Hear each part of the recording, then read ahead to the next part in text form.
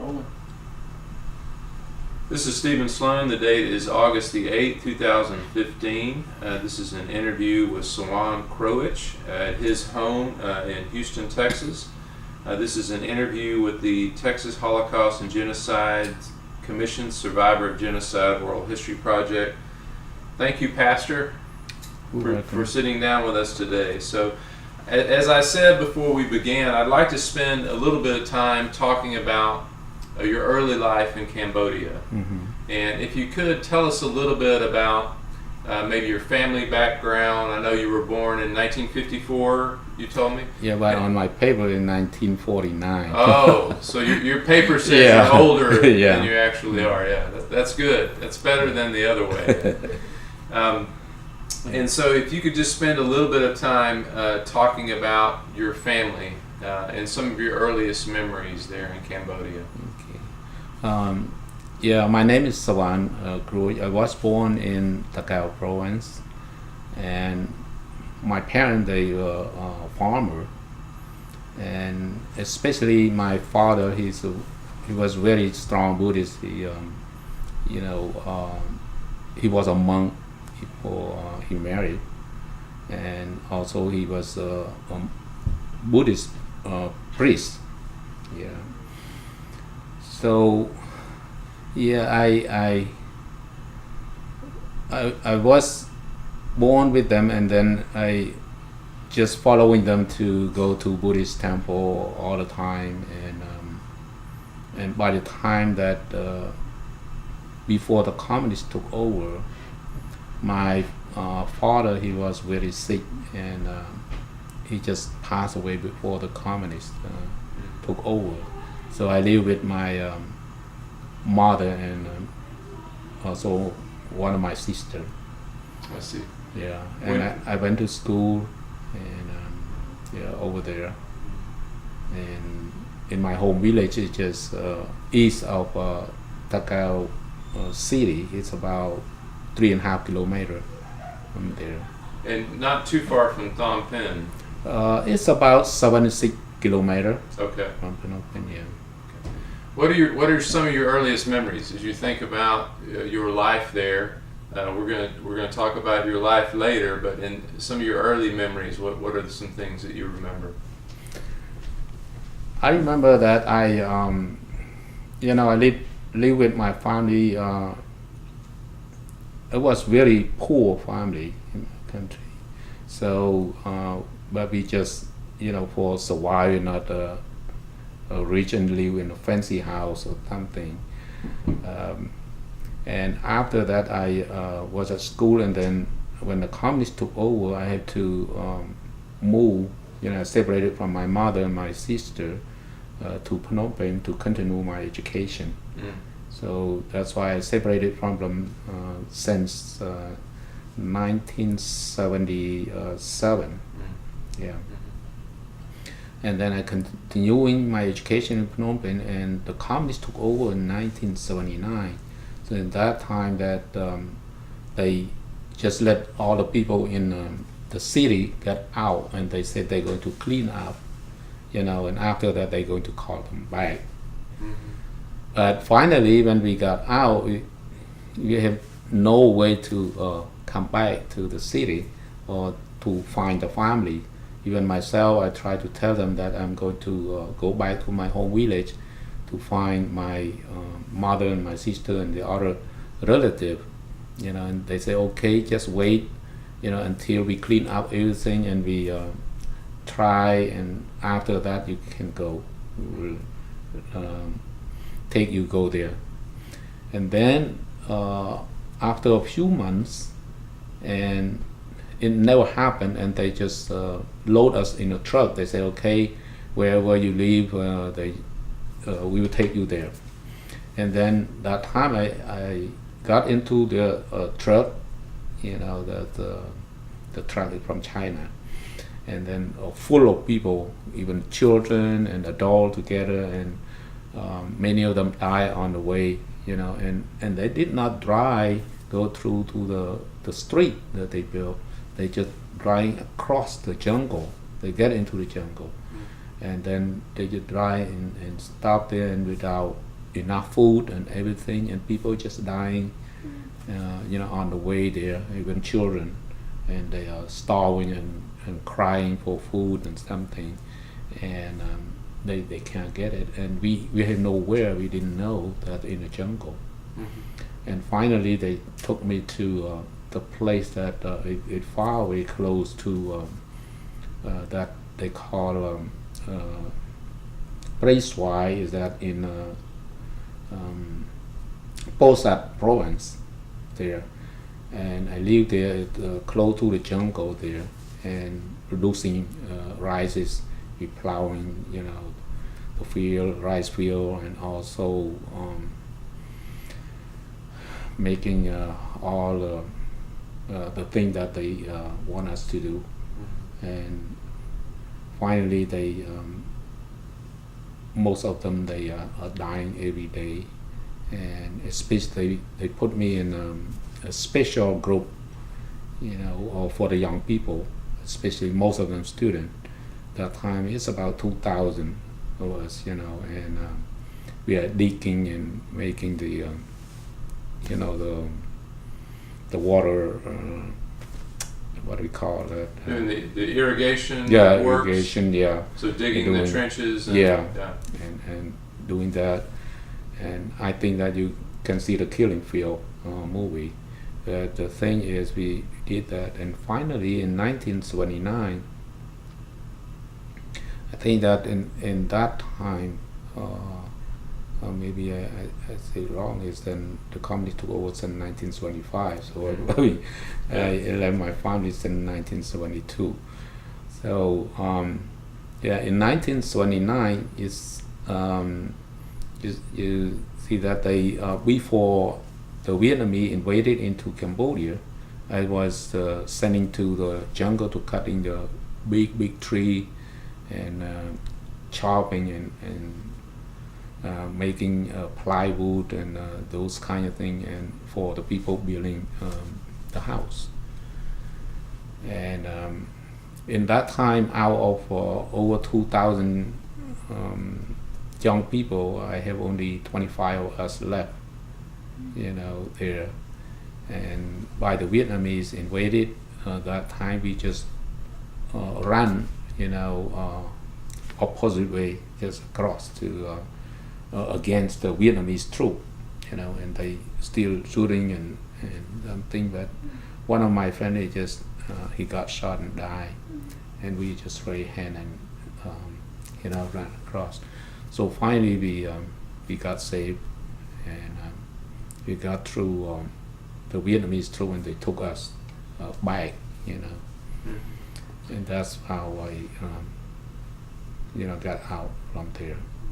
Can I go back and ask some questions? Yes, about some of yes. this? The time period before you had to leave your family, so your early life. So your family were rice farmers. Yes. Rice farmers. Mm-hmm. And so, can you tell me a little bit about what your responsibilities were in that work, and what jobs you had? That time I was very young. I left my especially my mother and my sister, and I have no job. I was at school, and then I came to Phnom Penh, to the capital of Cambodia. Lived there, and I went to high school there, and then to college there, and I just live with one of pharmacy owner that they are in France right now, and he just passed away about a few years ago. I went over there to do a funeral for him, but his wife still survived also. And so did your family decide that you needed to go to Phnom Penh to?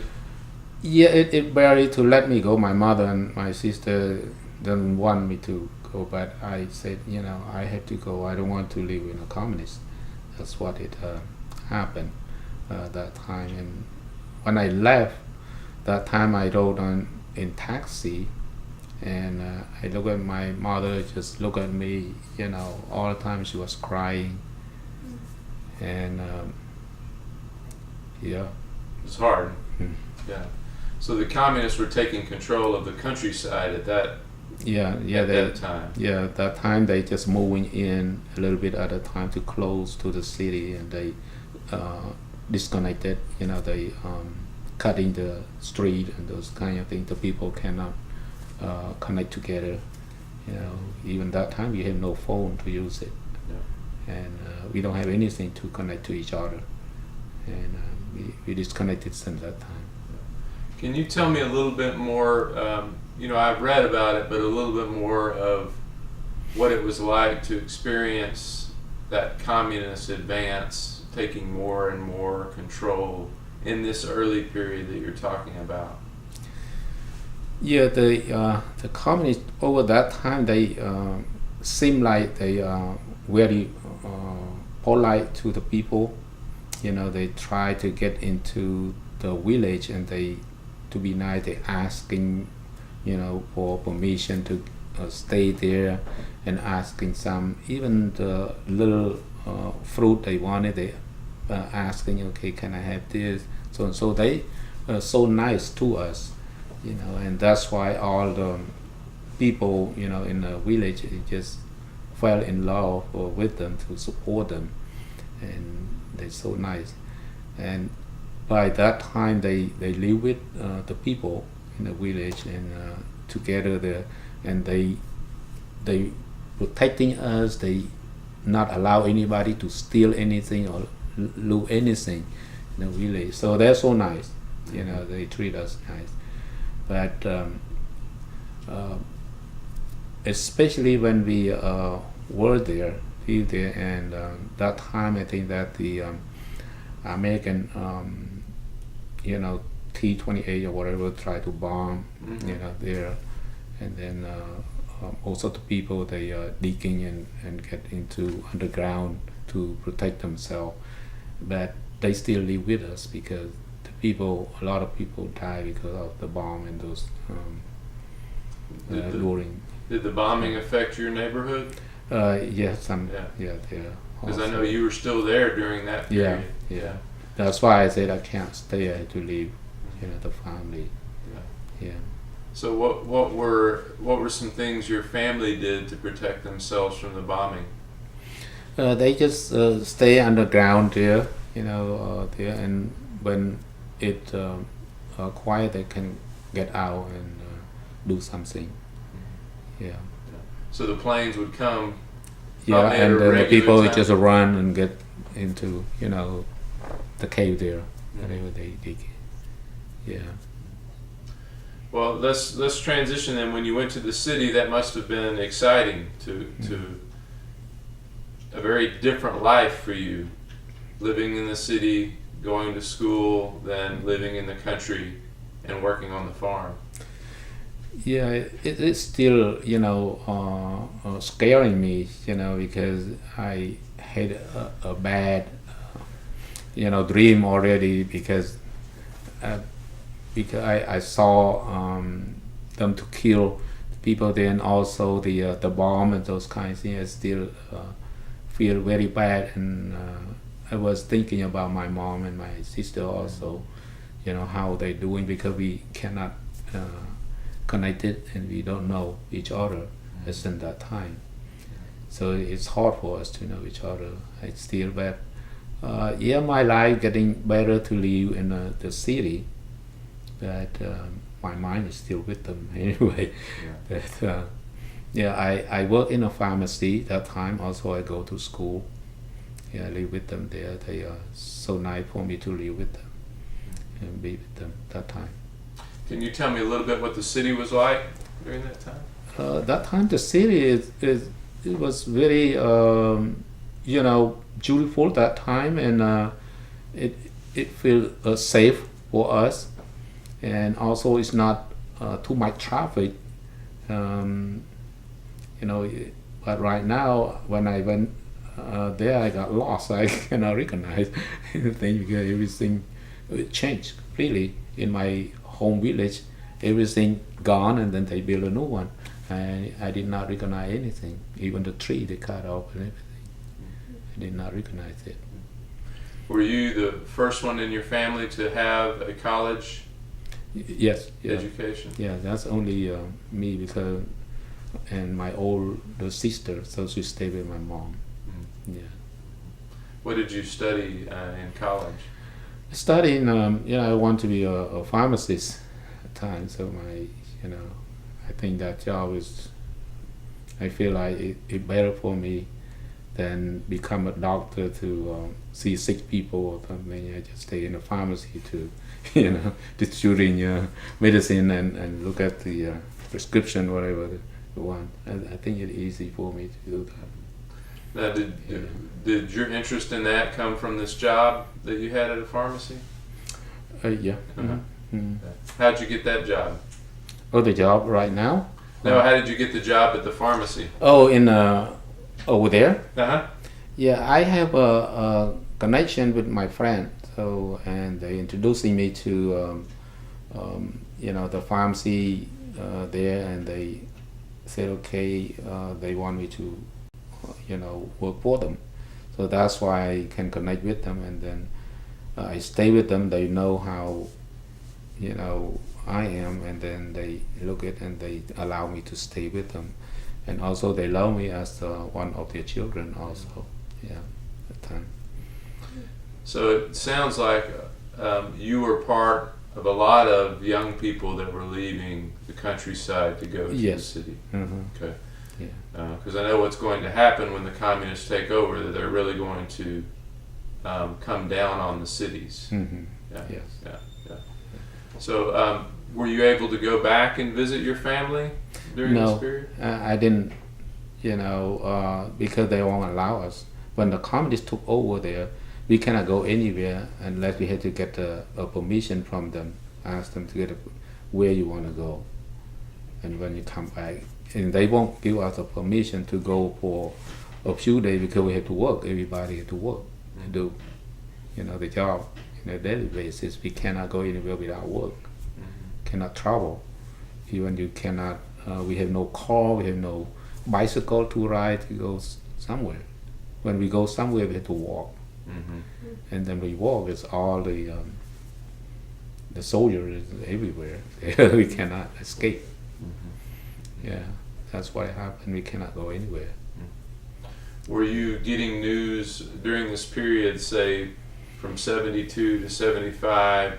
Were you getting news on what the communists were doing, or news of how the situation was changing? Yeah, the situation, we feel like that the communists it won't win the war anyway, because we know that from inside they were really strong army, and we didn't feel that. But finally, because of this war, because of the inside, they feel like that something they maybe they talk to each other or something. They try to make a peace or whatever. That's what happened. They get in there. Yeah. Mm-hmm. And yeah, even did not have a big fire in that time. They get into the city. Not at all. I don't know how that, because that time it was in the pharmacy and still, Mm-hmm. and they get into the pharmacy. They asking to buy some medicine, and so even they didn't know what they want to buy, and they get them asking, and we just gave it to them. And later on, when they got into the whole city, they said, okay, you just close, and then you just out, don't take anything with you. We're going to clean up, everything, and you can come back. That's what happened. Yeah. I know when you got to the city, you probably began to learn more about what was going on outside of Cambodia, Mm-hmm. more than you did Yeah. when you were at home. Mm-hmm. So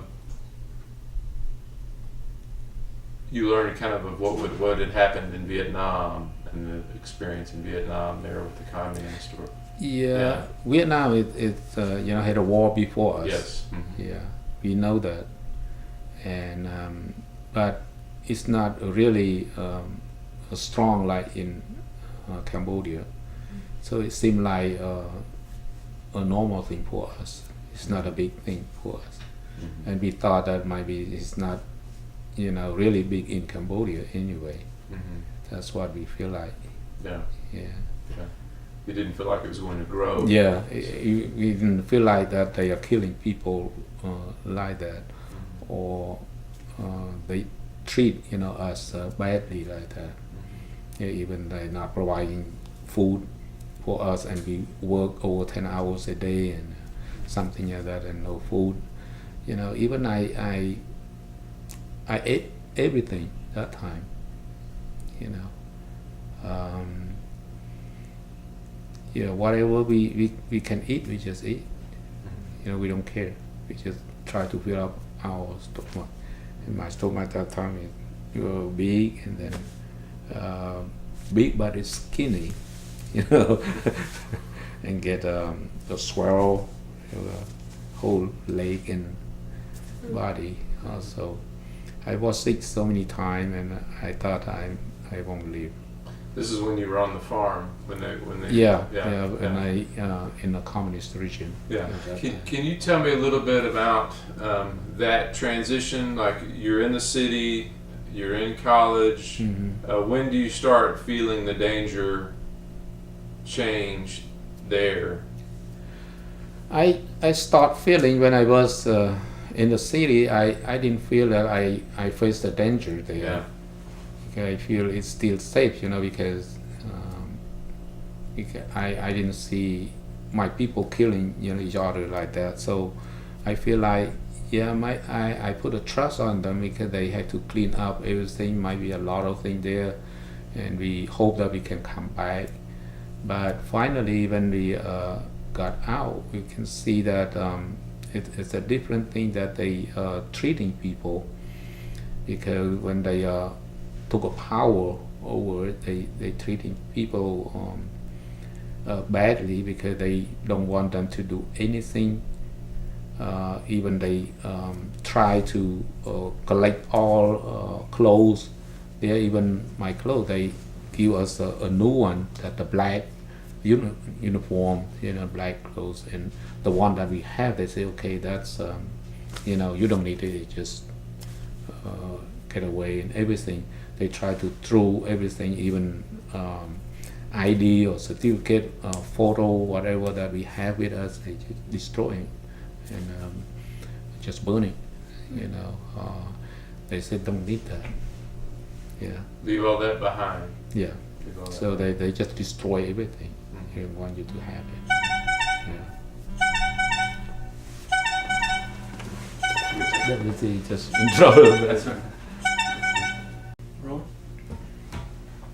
So you said when you were in the city, the communists came, and as they took power in the city, they said, "We're going to gather everyone together. Mhm. We're going to take you outside the city. We're going to clean up Mhm. the city, and then we're going to bring you back." Yeah, they promised about a few days you will come back.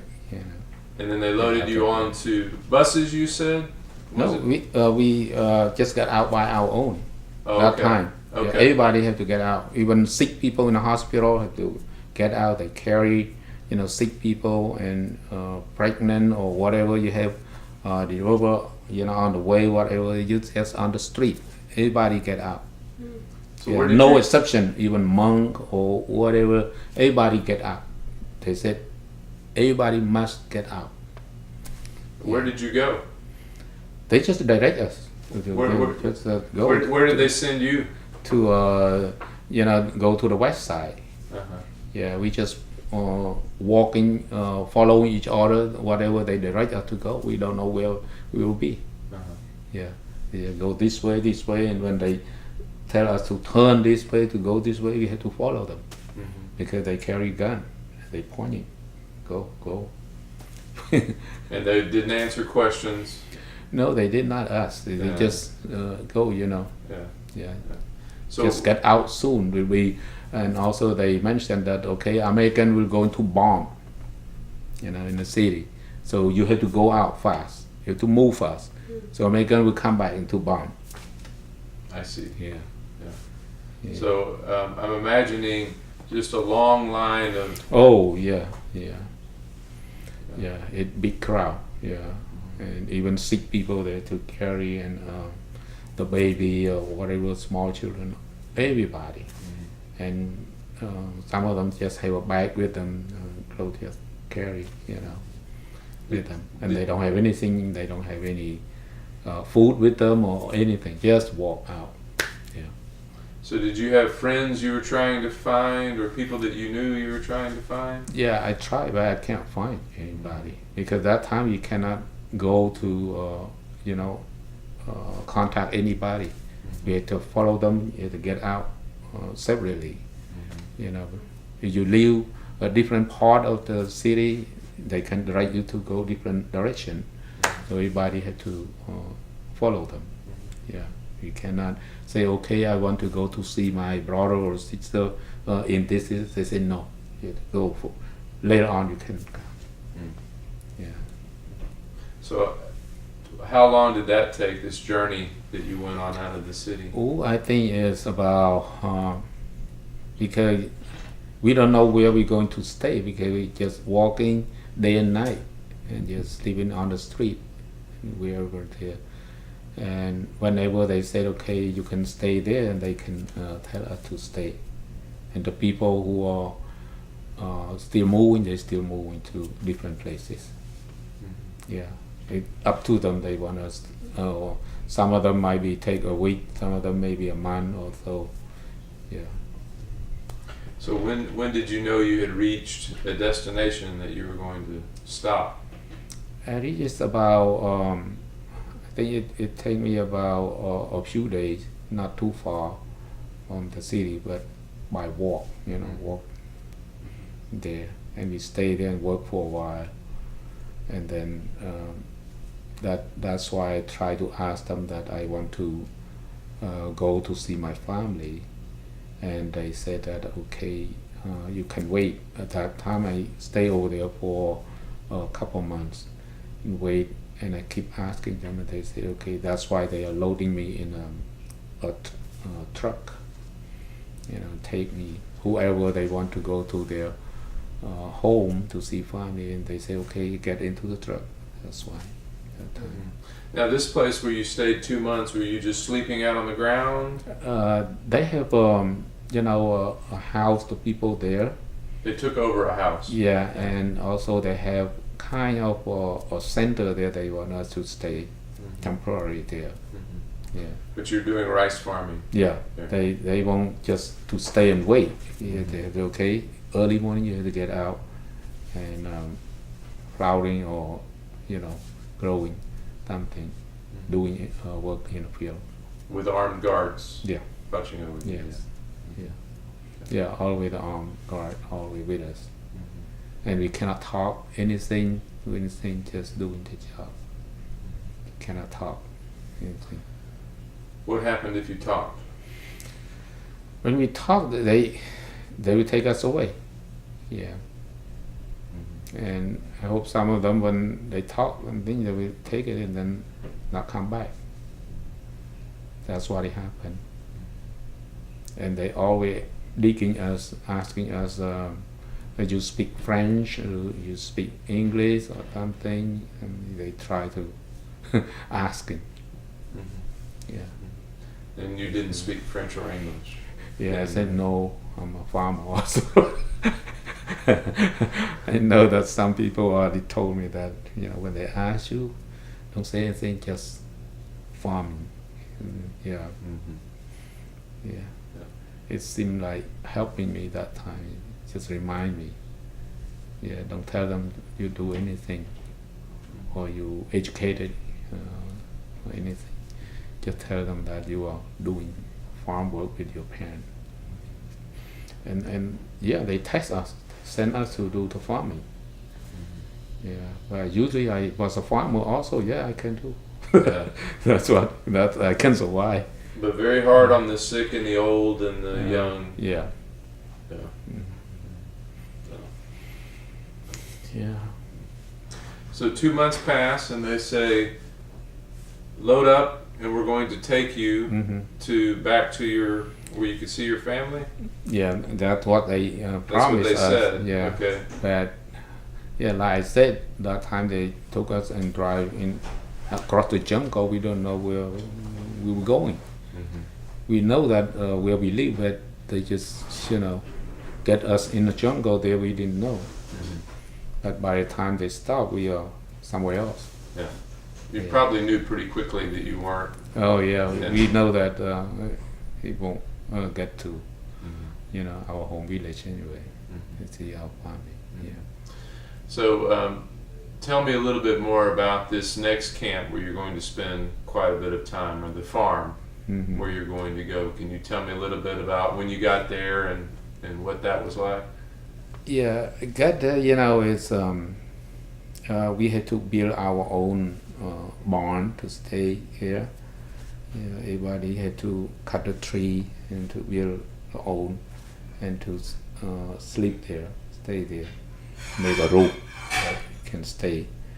And early morning, they always we saw us to get up and then go to work.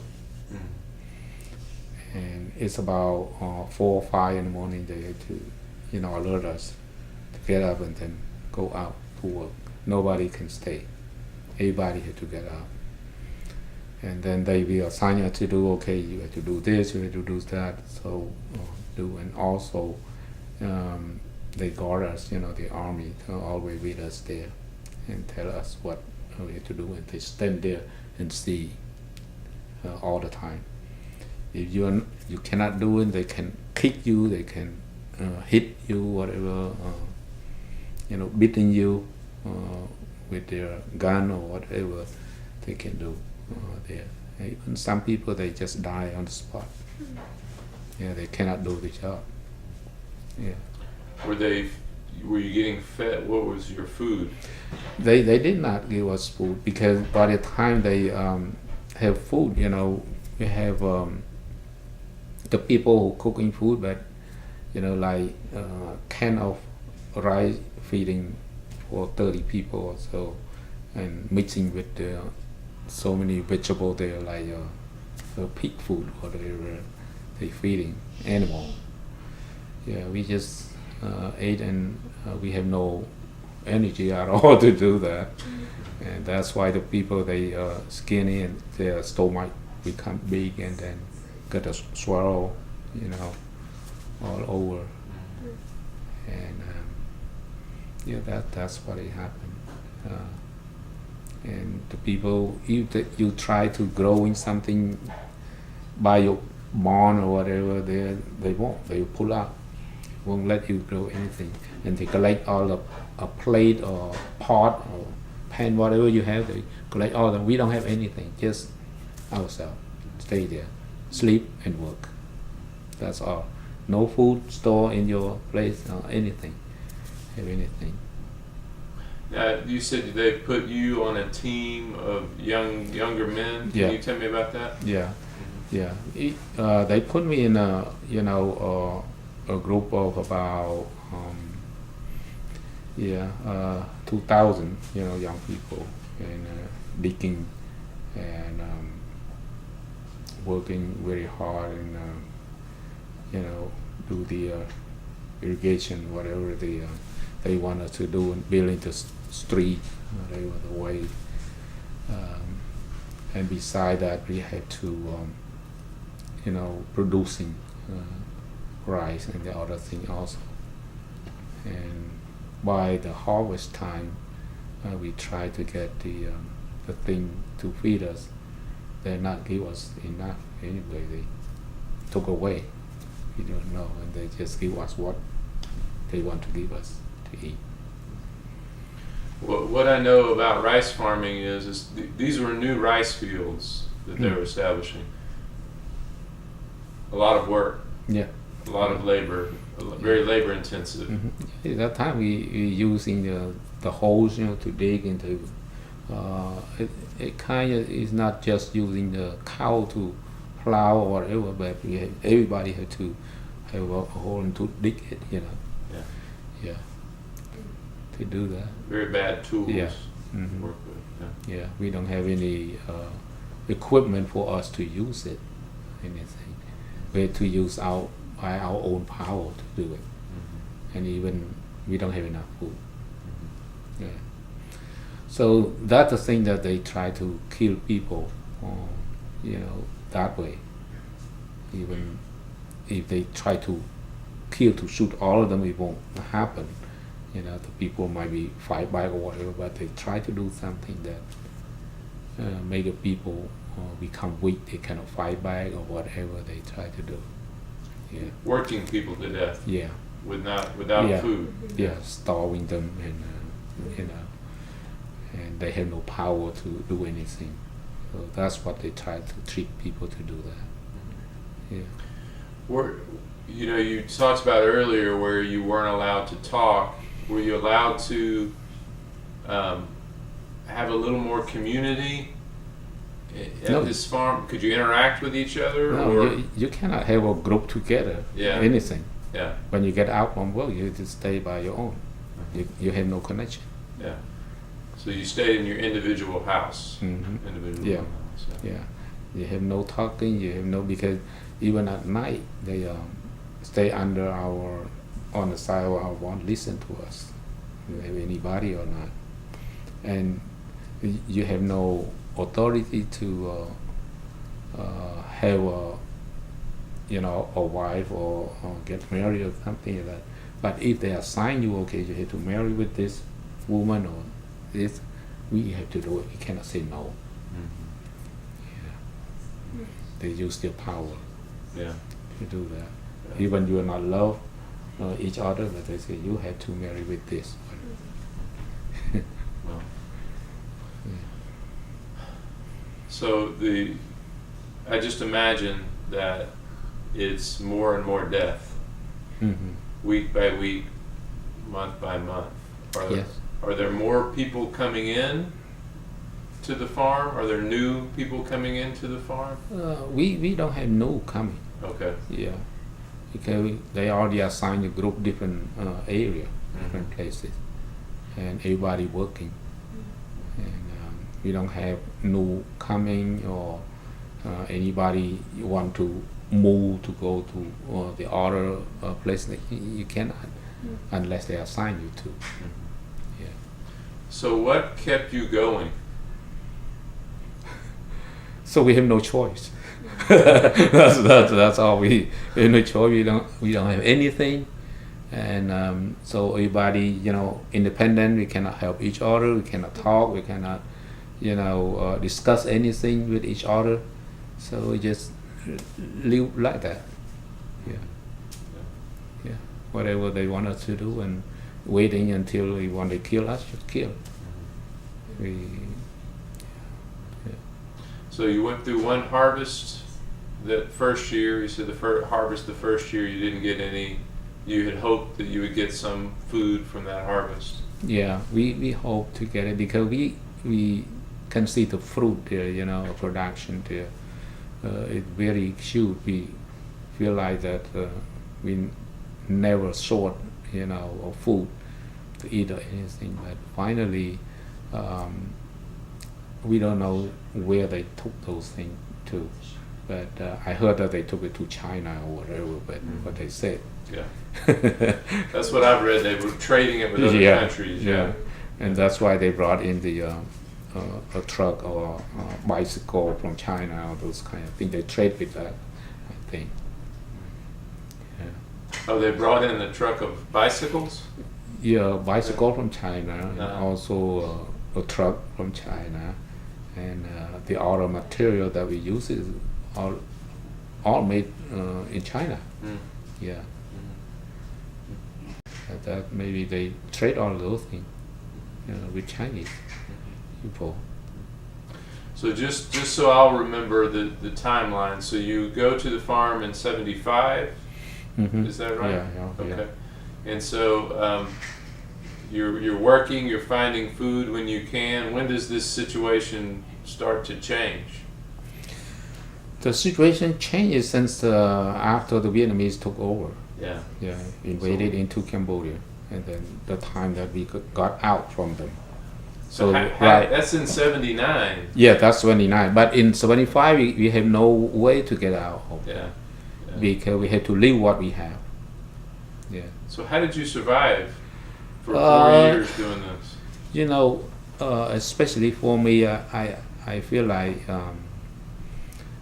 God might save my life too. That's why I became a Christian too. I hope that one of the old woman, she fell in love with me to provide me sometimes. She the one who cook food for the group, and she always advised me that you know, you don't have to talk, you don't say anything.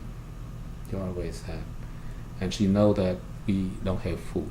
She always save a piece of rice, small piece, for me, and she told me, okay, sometimes you have to be careful. Whenever you have time to get out, come get this. Yeah, she saved my life. And she has one son and one daughter. They were in army also, and she didn't tell her children about anything. And she gave me, but finally, when before Vietnamese invaded there, and she died. Yeah, that woman. Yeah, and then the Vietnamese invaded, and I have a chance to get out. You know. I think that's the miracle thing for my life that time. No. Yeah. So yeah, that little bit of food. Yeah, Made a it big helping me. difference. Yeah, it helping me a little bit. And you know, when she made me, sometimes she was, you know, her tears come out. She feels so bad about it, but she can't do anything. Yeah. Yeah. Did you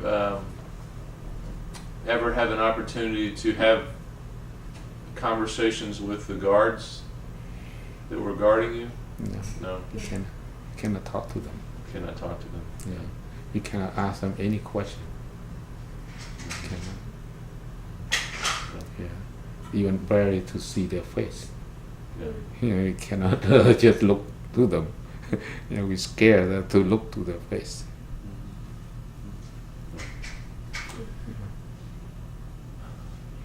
It's amazing. I mean, it Yeah. is. You know, as you say, you know, she was an angel. Yeah, yeah. Take That's why care. God sent an angel to help me. Yeah. The kind of thing.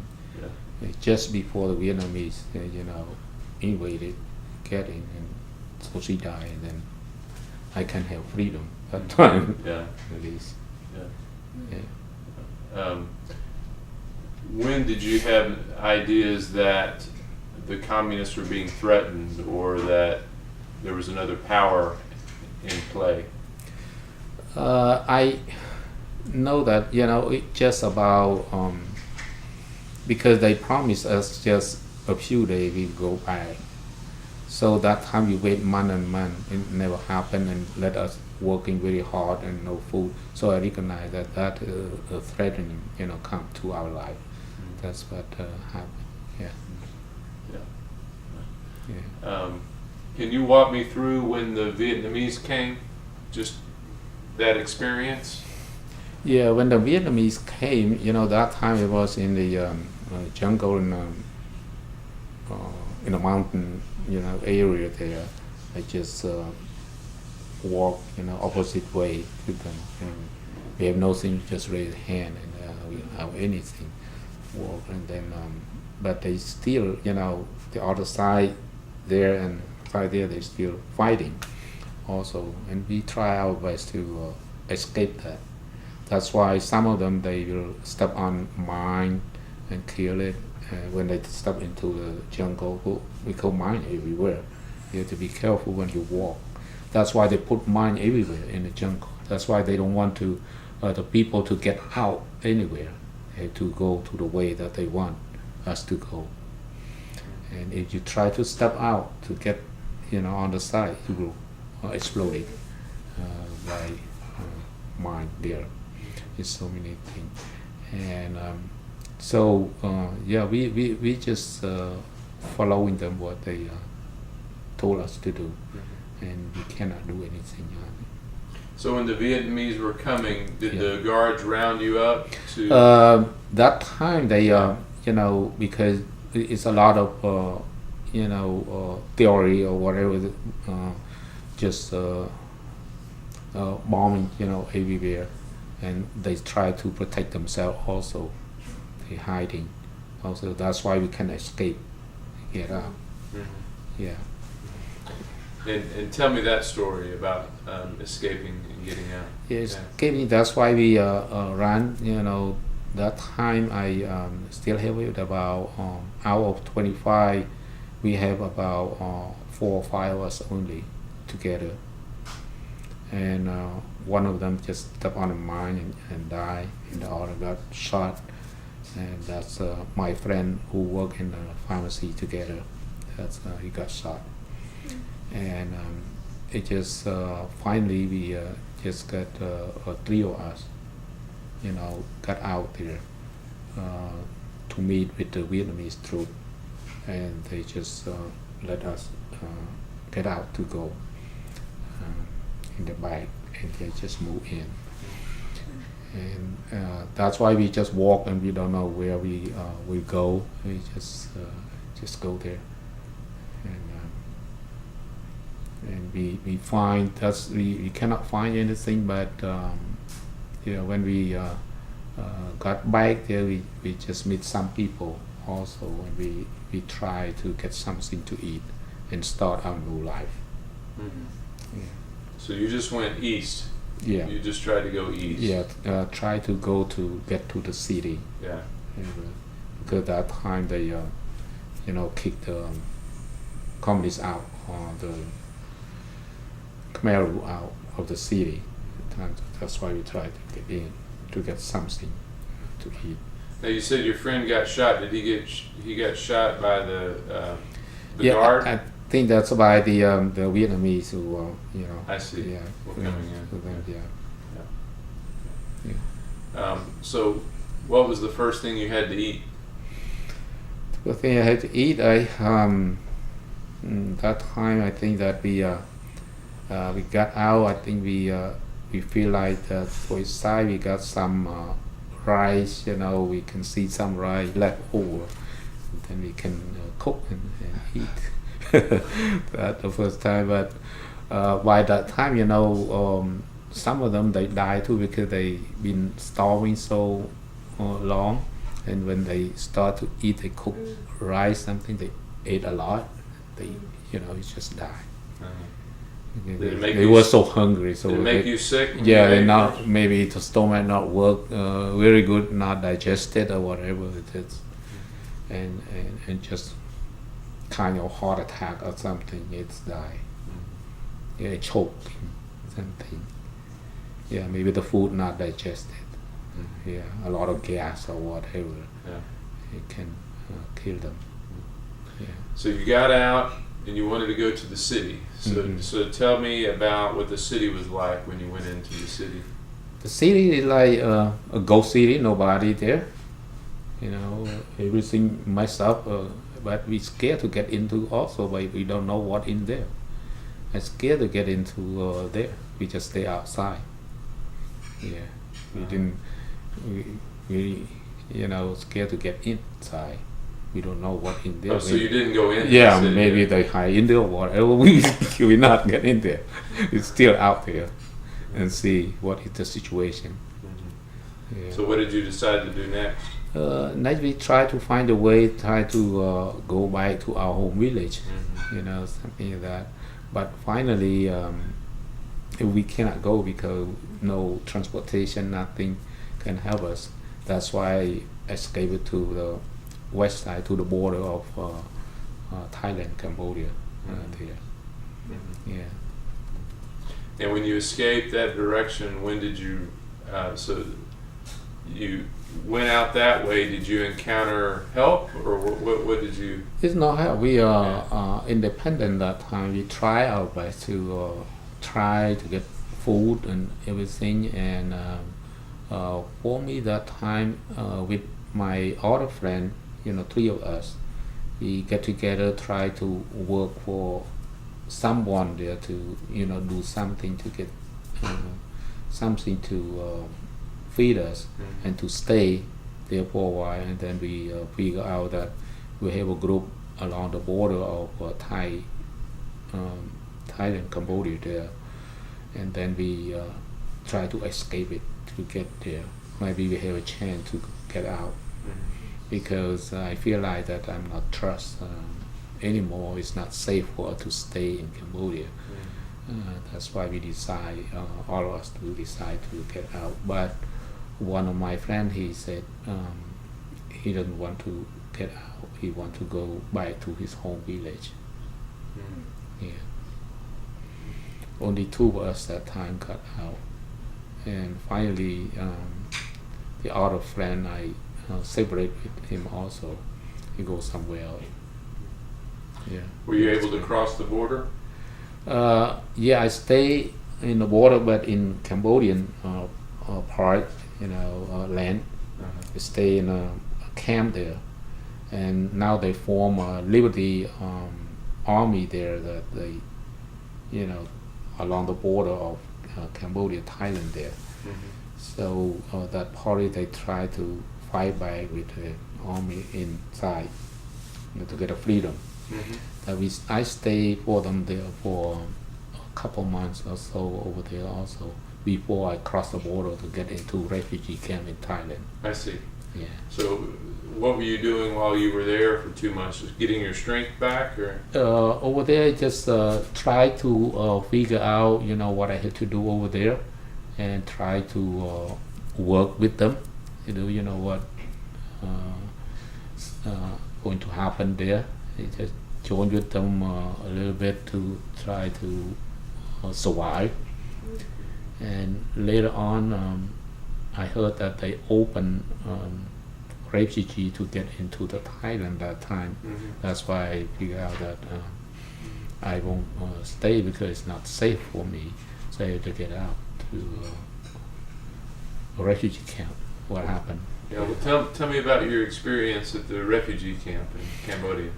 Yeah. Refugee camp, that another thing. Stay there, but we feel like better than what we were, and to have food that United Nations provide to us, with dry fish, and at least they give us some chicken and rice, every day they give to us. So we have and we just stay in the camp and there, and also I working in the hospital there in the refugee camp, in a pediatric hospital there, and I work in a pharmacy distributing medicine to the patient there in the refugee camp. I work with the head nurse there to helping, and I manage on the supply in the hospital, and also all medication. I do the inventory and also order supply and medicine when they were short there. So I have a good time there. Yeah. Yeah. And I think it was also there where you had a religious experience. Was it there at the refugee camp? Yeah. But that time I still not a Christian. I didn't, but the reason I found out that I became a Christian, when I get out from the hospital from my work, I try to get out to go around in the camp to looking if I know anybody or any friend or relative come in the camp also. That's why I made with a few people. They sit under the small tree there, and they open the book and look. I said maybe they have something I'm interested in. I lose so many years already. I try to catch up. Maybe I try to start to learn something, and I try to ask them to join with them. What can I join with you? What you learned here? They say, yeah, come join with us. So that time I made with them, and they invite me, and they just open and studying the book of John. That's what it happened, and I joined with them. I say, what is that? Asking them, and they say, this is the good news, and we are learning and talking about Jesus Christ or something like that. I feel like interesting, but at that time I start to join with them. That's why I became a Christian there, and I baptized in a container that they sharing the water to a refugee there. It's about 30 of us baptized in that container. That's Yeah. great, yeah. Well, Well, I know you're wondering about your family this whole time. yeah. Wondering what's going on with your Yeah. family. Yeah, that's why I lost. That time I didn't hear anything. I tried my best to figure out. I have no connection. I know nobody. And by the time I came to United States, I tried to write a letter, to just send it to whoever somebody know there, and I just try to get that letter to try to find somebody there. And lastly, I got that letter. It took me about a year, just a letter. And one of my cousin got that letter, and he explained that, your sister already died and your mom died, so many of our relatives died at that time. So only 2-3 cousins is why there. But later I found out that one of my niece survived when I left. My niece is just a baby that time, and her sister and her mom passed away, got killed, and that's why now I have only one niece there in Cambodia. Yeah, she has a family there. I tried to sponsor her, but at that time you cannot sponsor niece or nephew or anything, just close relative, So that's why she's still there right now. And Was your family, your mother and your sister, were they taken to another farm to work, or do you know what happened to them? yeah, I didn't know what Yeah. happened. Yeah, I have no information. Yeah, and that's why when my first trip in 1996, I went back.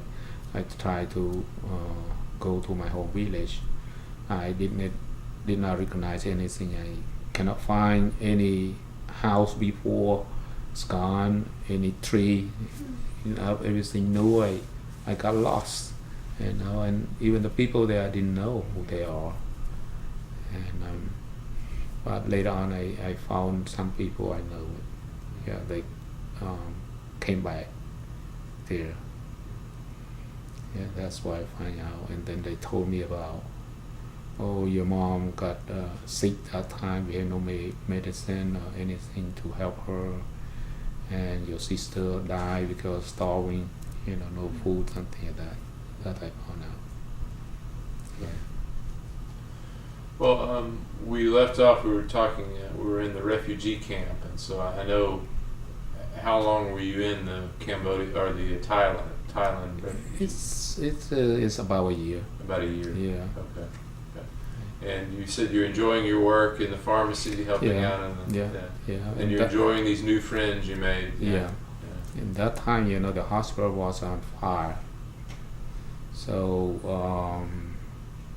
that time I all key with me. I put it on my neck, key there because all the storeroom, everything, I have a key for it. And that time when the hospital was on fire, one of the doctors told me that I had to escort one of the patient out. So I took it out, patient. They cannot find me at all. So everything completely gone. So but they didn't say any word to me because it's not my fault. And Thai people, they just try to drive a truck to get there to get some medicine to load in the truck. During that time that the place is not on fire yet, they got some sell some medicine and those things. Yeah. So yeah, that time is yeah, sometimes good, some bad. But, the thing is better than the communist. Anything better than Yeah, the yeah, communists. better. Yeah. But I still, lonely and missing, the family. That time I had no friend, I didn't know anybody. And later on, I met my pharmacy owner over there in a different camp. So, yeah, I met them. That's why we have connection when they went to France and I came to United States. So that's why we have a connection. So did you visited other camps? You were able to visit other camps? Yeah, we before we came to United States, yeah, we had to go to the other camp. Mhm. Yeah, it's not only one camp. Mhm. Yeah, 2 or 3 camp. Yeah. Now, as you are there at the camp, you're trying to figure out what your options are as far as what you're going to do. Yeah, next. they give us an option. Which country you want to go, and you have any relative or so. I just apply for all of them. I just want to get out. Even Australia, France, or New Zealand, or whatever, USA, whatever. I apply all of them. Who call first, go first. That's what I want to stay there.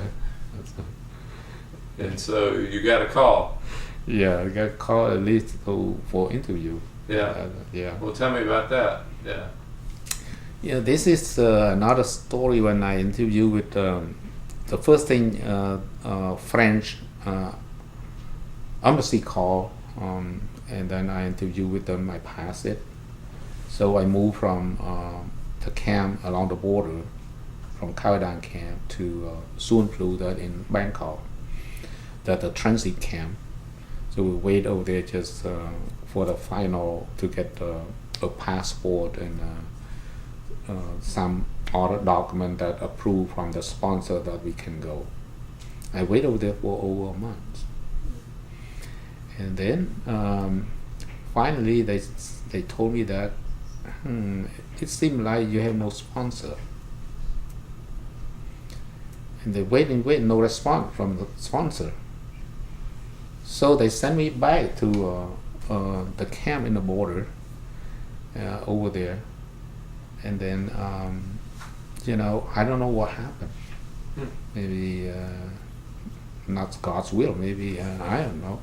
I volunteering work with some Christians. They distributing clothes and something in a transit camp in Suan Plu camp in Bangkok. Just over a month there, and they try to help me too, but they say, I don't know, your sponsor not respond. How you go?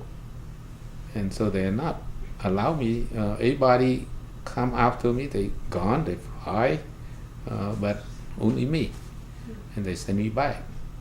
So that's why send me back, and I have no place. Now I left my former camp, and are there. When I go back, somebody stay there already. I have no place. I just check with them. They try to find a place. They have no place for me. And finally, that the group that my wife right now is staying in the camp, and her uncle is a group leader. He just tried to make a space for me to stay there. So I stay with them. That's why I get to know my wife that time, my wife family, and then. So you met her in the camp. Yeah. Okay. Here in the camp, and that time, her mother is right now. She lived with us from the beginning, and her other 4 sisters and 1 brother, and all a sister here, and now her brother in California. And so that time with them, I don't know. I'm by myself, and so by the time they called for the interview, her family, my wife family, to United States that time, and I did not call yet. So, and her brother decided, oh, I don't want to go. And he tried to, I want to go back to Cambodia. So only the mother and 4 sisters want to come. So now I have to take my role to replace him in that. So I don't know what I have to do. So I had to take his name to be with the family. Right? And that time, they want me to go join with them. So what I had to do? So I decided, okay, just try to go and join with them to the interview. When the interview, they look at you, they're asking, look me and the other sister, and you are not look alike, and also that's why my age is changing now, and so there's a long story that I don't know how God worked this way, but the thing they keep asking, okay, when you live with your family, they're asking me. They call one by one. They ask my mother-in-law first what she has in her house, where she lives, and in the house, and ask all my sister-in-law also. And then they call me the last time to ask me, and they're asking me that, okay, the same question, asking what you have in your house, and the other thing, I don't know the clue what they're asking them for, but I don't know how God gave me a wisdom to do that. I said that, I separated with them since I was young, the child. I don't know what they have later on. I live, in Phnom Penh, so I'm not living with them. I live with somebody because I don't know what. I did not live with them. I just made them, and they just. It's okay, they didn't say anything. That's why I had allowed to come with the family. And later on, when I came here in 1981, I declared to change back to my name. And they did a test, everything, blood test, whatever, DNA, whatever. They said, yeah. So that's why I can marry with my wife. if I'm like that, I cannot marry with my sister. So that's what happened. That's a long story. That's So your brother-in-law was born in 1949. Yeah. Okay. So, and now he came because later on he asking, I cannot live in Cambodia, helping me. And later on we sponsor him and he live in California. So we come together anyway. Yeah. Yeah, there's a long story. I don't know how God worked in my life, and when I start a mission here to start a church, also God is calling me. The same thing called me for the first time when I was in a refugee camp. One of mission minister at Memorial Baptist Church. That time he saw the a small group of people, they sit under the tree, north side here, close to their church, and they say, they call me, and say, can you help me? I saw a group of Asian under a tree. I thought that maybe Cambodian. Can you come? They need a place to meet or whatever. And I said, yeah, I can help with it. And I came with him. His name was Franklin Bim. He's a mission minister at Memorial Baptist Church. I came with him, and then they were Vietnamese, a Catholic. And so they said, okay. And after that, he told me that, can you find out, any Cambodian live in this area that, you have a connection with? And later on, I tried to do research in Cambodian. I made one family Cambodian. That's how I started a mission. How I started a church. So I got one family, and then we try to have Bible study, and later on we find another family, and then we can get. So we made it at Memorial Baptist Church. We start our mission there since 1985. So that time, so our church existed, you know, up to today, and God is so blessing us. So we get more family move, and then we get more people to join us at the church, and that's why we starting the church. And later on, we got a donation for that church. We didn't buy it, you know. They donated to us. That's what we have now. We have our own church, and also we doing the mission. Yeah, that's why God is so good. You know, I know that God has a plan for me. I feel like that without Him, I don't know where I am.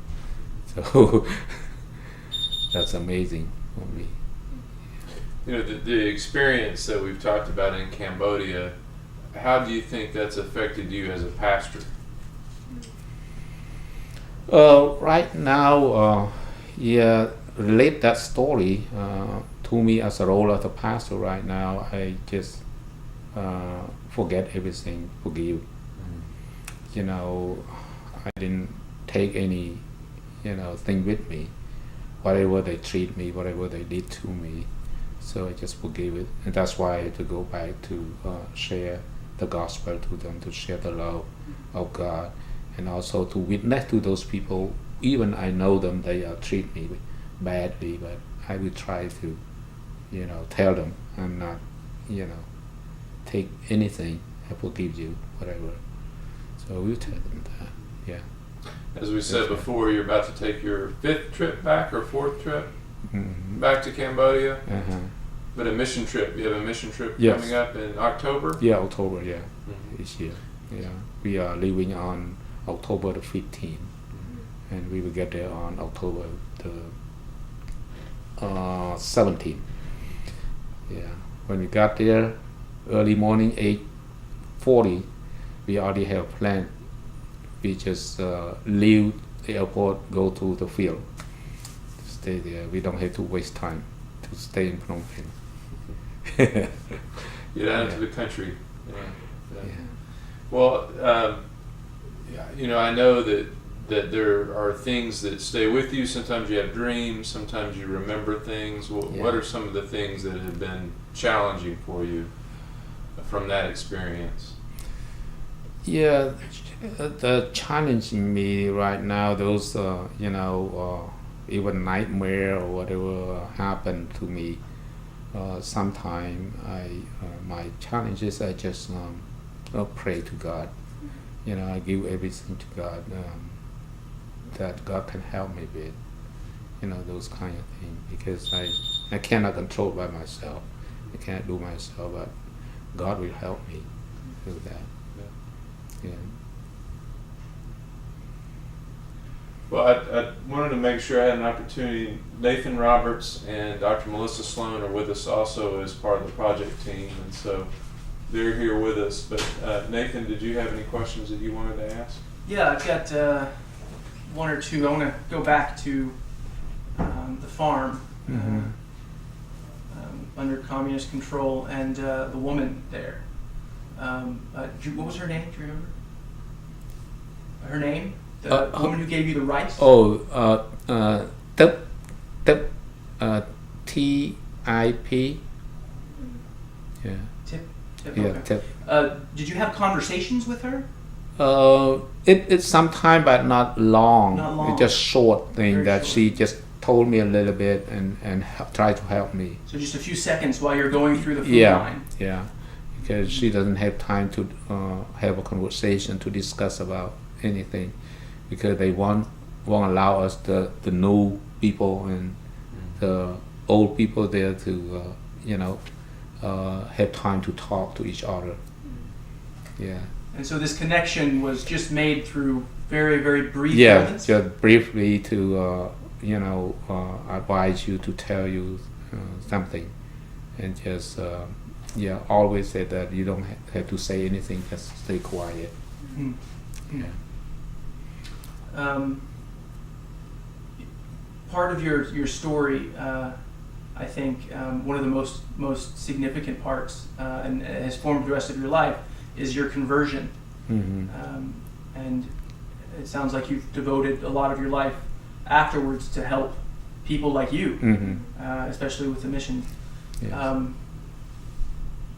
Was there, while you were at the farm under communist control, was there a consideration of God in all that? Before you had been a Buddhist and raised Buddhist, how had that entered into how you dealt with the labor in the 4 years you spent there? That time we feel like it means that no God help us, because we feel hopeless. Everybody, feel hopeless that time, and we just, we still shout out to help anyway. Any God, anything can help us, but we feel like that we feel hopeless anyway. We just waiting to the day that we die anyway. We don't know when, and some of them they want to die, but it won't happen because how do that. So we just try to live whatever the end of our life. We try to survive with that. Yeah. I think we got one more. These were kind of out of order, but you talked about before when you were on your family's farm, and the way I think I'm getting this right. The Khmer Rouge would sell, or the communists were selling knives. Was that right? The communist people, they express themselves so nice to. They were nice. Yeah, very nice to the people. They won't hurt them. They won't do any bad thing to them. They treat them very well. They protecting them. They said that they're going to protecting. Nobody going to steal anything from you. If you know that, our people steal something from you, even one fruit of your, from your tree there, lost anything, that somebody pick it and not telling you, let us know. So they are very strict. Yeah. So when you're in Phnom Penh and waiting for those same communists to come to the city, what were the expectations like in the city about the communists coming? The expectation that time, the people is so excited that we have peace. Even myself, that time we are exploded. We are greeting those communist troops get in, and we didn't feel anything because we said that now the war is end. It's over. The war is over. So we have peace. That's what we feel like. Yeah. Which wasn't the case. Yeah. All right. I think that's all for me. I did wonder, your friends that you escaped with, and you each went your different way. Did you ever reunite or know what happened to your friends? Yeah, we completely separated from each other. We didn't meet each other again. Maybe they got killed or whatever, we didn't know. I didn't meet any friend anymore. Yeah. I want to make sure there's nothing we missed. I've asked you a bunch of questions, and you've been great to answer my questions, but is there anything we should include that we didn't get a chance to talk about yet?